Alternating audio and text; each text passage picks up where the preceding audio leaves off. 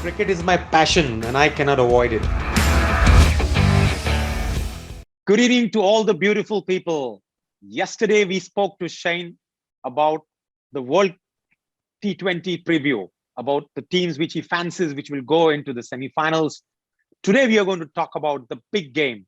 They say the mother of all clashes, and Shane once says it is bigger than the Ashes. India and Pakistan. Shane, welcome to the show. Thanks for having me. Yeah, gosh, isn't it?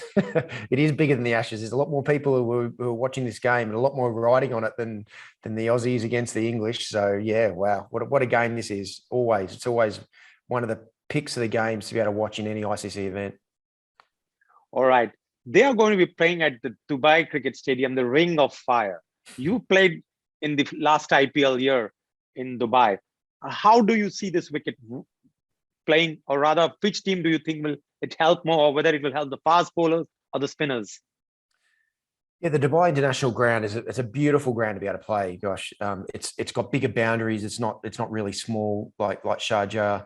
The wicket normally, when it's good, and it has been good during the IPL, so I'm sure it'll be very good again. The ball goes through nicely. Occasionally, at the start of an innings, at the start of the game, it can be just a tiny bit tacky, a tiny bit sticky. So that's why there has been quite a bit of, well, the results have been better chasing a lot of the time, and especially in the latter part of this season's IPL, apart from the time where CSK batted first in the final and got a really big score, the teams batting second had dominated. They won every game outside of that. So, and that's normally to do just with, there's a little bit of tackiness at the start of the game. So, but it's from a fast bowler's point of view, it's a great place to be able to bowl. There's plenty of pace in the wicket, pace and bounce in the wicket. And from a batting perspective, it means that you do, if you enjoy facing fast bowling, for example, you've got all the whole ground available to you. You can play the short ball, you can use the pace, you can use the length. You get value for your shots as well because the ball does fly off the bat. Spin, it doesn't normally turn that much, so batters can hit through the line without sort of being a little bit concerned about the ball holding in the wicket. So the wrist spinners in particular are normally are most effective in Dubai because they can bowl a little bit faster into the wicket. And then you've got someone like Ahmad Wasim for Pakistan, who he bowls a bit flatter. He bowls into the stumps, so he's always bowling at the stumps. So that normally, the Dubai wicket's normally just a great all-round cricket wicket. It's not really conducive to the spin as much. So through those middle overs are normally pretty important to be able to capitalise on those middle overs from a batting perspective. But the fast bowlers always enjoy bowling there. All right. Now let's come to their star player, their captain, Babar Azam. How he's going to find facing India for the first time as a captain? Yeah, well, it's the biggest cauldron you can get.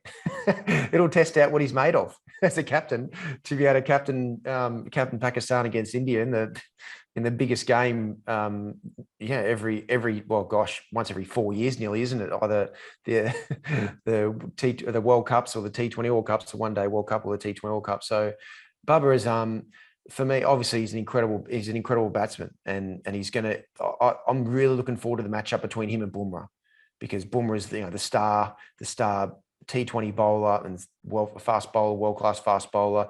Babar Azam, obviously, he's an incredible batsman as well. He's got a great technique. And Babar's just done incredibly well. He scored so many runs. He does it so consistently as well in T20 cricket. For someone to be so consistent and still strike like around 100 and 130, pushing 130, means he's still taking the game on. But for me, probably the question for Bubba is his boundary hitting ability once he gets through that first six. Once he gets through that power play, he needs to continue to take the game on and not sort of just rein it in and slow down a little bit. He has to keep taking the game on, because that's also, in T20 cricket in particular, where the games can be won is through those middle overs if you can really find the boundary. So Bubba, for me, it's a ring of fire in so many different ways, captaining Pakistan against India. And Pakistan's record against India in T20 cricket hasn't been very good. They've lost their last five games against India. They've only won one game against India in T20 cricket in 8 across the board. So their record's nearly as bad as it gets. And so there's a lot going against Pakistan in this game, and there's just going to be so much weight on Bubba as a star batsman, as a captain as well. So it'll be interesting to see how he goes. His opening partner, Fakhar Zaman, we had seen him in 2017 in the Champions Trophy, how he took the game away from India and single-handedly beat India. You see him as a threat? Yeah, Fakhar is sort of he went off the boil a little bit after that. Like obviously that innings that you're talking about was just was something else. It was an incredible innings just to be able to do what he did in such a big game. But for me, I think the key matchup for Fakhar is he has been batting at number 3 recently because Rizwan's come in and he's averaging 80 opening the batting. It's just been like this total like rebirth of a cricketer batting. When he's batting anywhere but opening, he's sort of averaging pushing 20 with not a high strike rate. Whereas he's opened the batting, he's averaging 80, a strike rate of 130, 140. So Rizwan certainly and Babar is an really important cog for Pakistan to be able to really try and take on India in this game, and that's going to be, I think, where it's going to be won or lost is just that opening combination alone. But for me, a great matchup for Pakistan is Fakhar Zaman playing against Jadeja, because Jadeja bowls so beautifully through those middle overs. He contains batsmen, especially right-handers. But that left-hander, Fakhar Zaman's the only left-hander in that sort of middle order and that batting lineup, and he matches up. He strikes over 200 against left-arm orthodox. So that matchup, obviously, Virat Kohli will be doing everything he can to keep Jadeja away from Fakhar Zaman, but sometimes with matchups you can't avoid it. So that for me, he's performed in big games before. He's won Pakistan the Champions Trophy, so he's done it before. So he just got to take himself back to how he got to that space at that time and been able to do that in this game, because it's as big as it gets.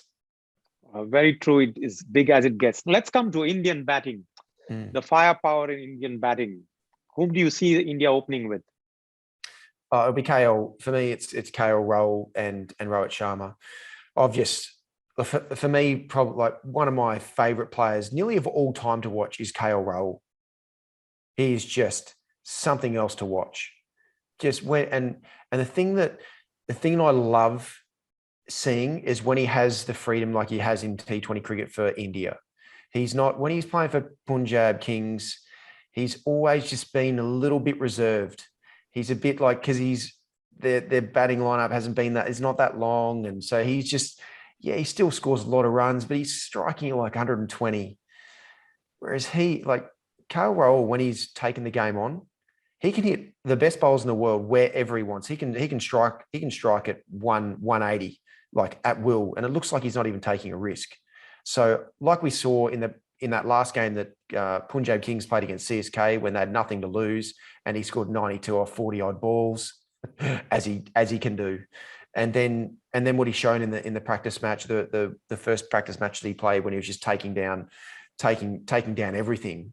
That's what I want to see from KL Rahul, and that's what I know. I'm so confident we're going to, like India, and we're going to see that from KL Rahul, because that's what they're going to encourage him to do and to be, that person. And then with Rohit Sharma, yes, he's been a bit hot and cold for the Mumbai Indians, but every time he's played for India in T20 cricket, he's always stepped up. So the firepower that India have got, and then throw into the mix Virat Kohli, who, if India chases, like, they never lose. They never lose with Virat Kohli there. He always, and his record in T20 World Cups and his record against Pakistan as well is just, he knows how to step it up against in the biggest game that India plays. So that top 3 is mind blowing how good it is, and they're all in great touch. So it's going to be the battle that the top 3 against Pakistan's quick bowlers. So they've got some serious quality fast bowlers as well. And with Imad bowling in that first 6 sort of coming into the stumps, the accurate, just swinging into the stumps, that battle is going to be something else to watch. You mentioned about the top 3, which is the engine room of the Indian batting. Now we come to the middle order of India. You see Surya Kumar Yadav getting a game? Yeah, it seems like he's going to get a game. And he for the few games that he's come in and play, he's done incredibly well. He did it in the practice match. He scored runs as well. But the 3 games he played against England, he did very well. So, it seems like he's going to be batting at 4. he's slightly out of position there compared to when he's been batting and scored his most runs at 3 for the Mumbai Indians. But he's very adaptive. That's the beauty of Surya Kumar is just his ability to be able to hit boundaries against spin or quick in different areas, and it looks like he's not taking many risks. He can hit the ball over cover against a spin. He can also like go inside and hit the ball to the leg side. He can also hit the ball down the ground. So I love watching him bat as well. Like it's so effortless where the way he's able to take on these bowlers and score quite quickly. So it's a great opportunity for him, and good on him. He deserves it because he's done incredibly well over the last couple of years to get this opportunity. You mentioned yesterday about Rishabh Pant. In the T20 format, he's not done anything big. Do you see him playing ahead of Ishan Kishan, the wonder boy? Ishan Kishan, yeah. Look, Rishabh Pant, I think he will play in front of Ishan Kishan, even though Ishan Kishan obviously is incredibly skillful and so dynamic. But Rishabh, like as we've seen, like he's still only a young guy, and we've seen him just consistently just step up his game, and especially for India, as we even saw in the test series in Australia. Like Rishabh, he stepped it up when he needs to. He's learning and growing all the time, especially with his batting. So yes, he hasn't done that well up to what he can do for Indian T20 cricket, but he can step it up. He's got that skill against the best bowlers in the world. He knows how to do it under pressure, like he has done in the IPL, where his strike rate's over 140, whereas in T20 cricket for India it's around 120. So he hasn't absolutely nailed it yet, but he can. He's a gun. He's a gun. Now, you had already mentioned about Jasprit Bumrah in the pre-match for the World Cup. Now, you also mentioned about the concern with Bhuvneshwar Kumar. Do you see Shardul Thakur, your teammate, coming into the team, or India will stick to the 3 experienced bowlers, Shami, Bumrah, and of course, we're talking about Bumrah, Shami and Bhuvneshwar? I think for me, it's going to be between Shami and Bhuvnesh Kumar for that one spot. And right now, I've just got a feeling Bhuvi recently has done better for India in the T20s. So and he's been bowling nicely. I don't feel like he's at his absolute best. He's not bowling like with that little bit of extra zip like he has in previous years when he's done incredibly well. And he got exposed a little bit even in the IPL, a little bit here and there. But I think because of his recent form, he's more chance of taking that spot over Mohammad Shami. And Shardul Thakur, he did incredibly well, especially in the second part of the IPL. The first part in India, he was off and he was going for over 10s. He was not bowling that well at all. His stock ball was all over the shop. His variations were a bit iffy as well. Whereas this time in the UAE, and he's confident as well. He did incredibly well in the Test series. Like everything's going really well for him, and he's showing that in the way he bowled during the second leg of the IPL in the UAE. So, and his batting ability. He's got power. He's got power as well. So that gives him that extra added dimension to give India that little bit like length in their batting order, a little bit more length in their batting order as well. So, and Shardul, when he's used, is mainly through that middle period, and he can bowl an over or so at the death as well. He's been incredibly successful bowling through that middle period, and he'll break up Jadeja and Chakravarti, I think, because I think Chakravarti will play because of his X factor. He'll break up through those middle overs, those spinners as well, really well. All right. So you feel India's spinning partner for Ravindra Jadeja would be Varun Chakravarti and not Ravichandran Ashwin? I think so, mainly because of just the X factor that Chakravarti does provide. His ability to bowl to right-handers as well, and Pakistan for a starting point. They've only got one left-hander in this lineup, but also taking that away, whether it's left-hander or right-handers, I just think that Chakravarti's just got that X factor that just provides India with that little bit of extra sort of mystery in a way. Whereas obviously Ashwin, his T20 bowling in particular has been very good in the last couple of years.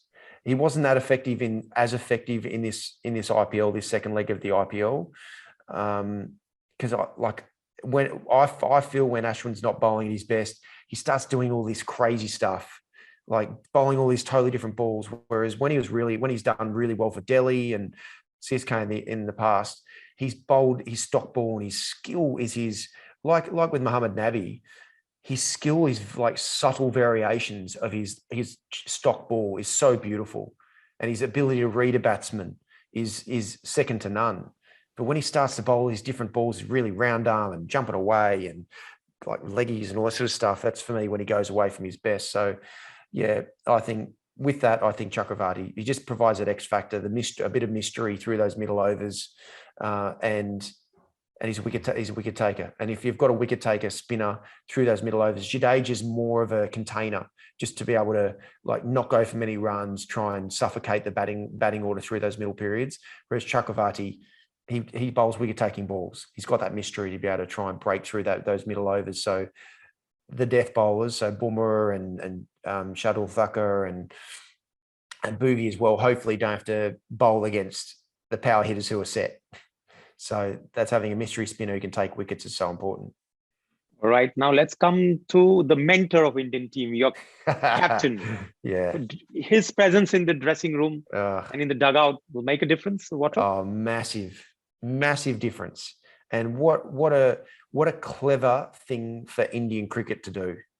Because I know the influence of MS Dhoni, the calming influence, the amazing influence that MS Dhoni has on Virat Kohli as a leader is just it's the best combination you can ever get. And for Virat, and I adore Virat, when you have MS Dhoni there, it's just an incredible way just to be able to make sure that Virat's where he needs to be continuing to push, to be able to push hard like he does, but just does it in enough controlled manner because he's got MS there just to be able to really help navigate his way through it. So that for me is a masterstroke. And it's great that MS has made himself available to be able to do that as well, because like we saw in the 2019 World Cup, how important, even I know MS was playing then, but how important just that calming influence is on the group is so important. So to be able to have MS come in, obviously he's flying high after CSK won as well, but take that away, like for MS to be able to come in and just provide that, like just that calmness in an environment which is always charged up in a great way because of Virat, he'll just smooth it out to a point where they're going to be. That's why I'm very confident that India are going to do incredibly well. Well, even though Matthew Hayden is not the mentor, he's the batting coach. You think MS versus it's a battle with an MS versus Hayden? Yeah, it is in a way. It's great to see Haydos. He's got so much to give cricket, not just as a commentator, but he was a crazily good batsman, and how he was able to evolve into the dominant batsman that he was. He's got so much knowledge on the game that is lost if it's not in the coaching space as well. Yes, we hear him commentating for the IPL in particular, but yeah, it's a great thing for world cricket. I'd love it if Matt Hayden was involved in around the Australian cricket, because of the knowledge the incredible knowledge that he's got around batting, where it's technical. He had a great control and your control of the batting technique, but then from a mental point of view as well, Matty Hayden was as mentally tough as you can imagine. So as you could possibly get. So it's great that Pakistan have called him in. He's going to add so much value to their whole dynamic, and all their players are going to love working with him. And for me, it's sad that he's not doing that for Australian cricket, but you know what? It's all about the love of the game of cricket and spreading the knowledge and love around the world. So it's great that Pakistan have got him. Brilliant. Now your final prediction for the big match, India or Pakistan? Oh, everything, all the signs are India, just as a starting point, just their record in the last few years. There were T20 World Cups. India have won five out of 5 games. They've got such a well-balanced team. They've been playing. All the players have been playing here in the UAE as well. They've been playing in Dubai. So for me, they've got the edge, but not taking anything away from Pakistan, because they've got an incredible T20 team. And I think it's going to be like, take away the rivalry between India and Pakistan, just from the quality of the teams coming together, I think it's going to be like one of the games of the tournament. All right, that's Shane Warne's verdict. What's going to happen? It's going to be a cracker of a game. We all look forward to it. And we'll catch up with Mr. Watto the next day for the post-match. Thank you very much, Shane. It was a pleasure as always to have you. And I'm sure all the fans who listen to the show will enjoy it. My pleasure. I look forward to seeing you very soon.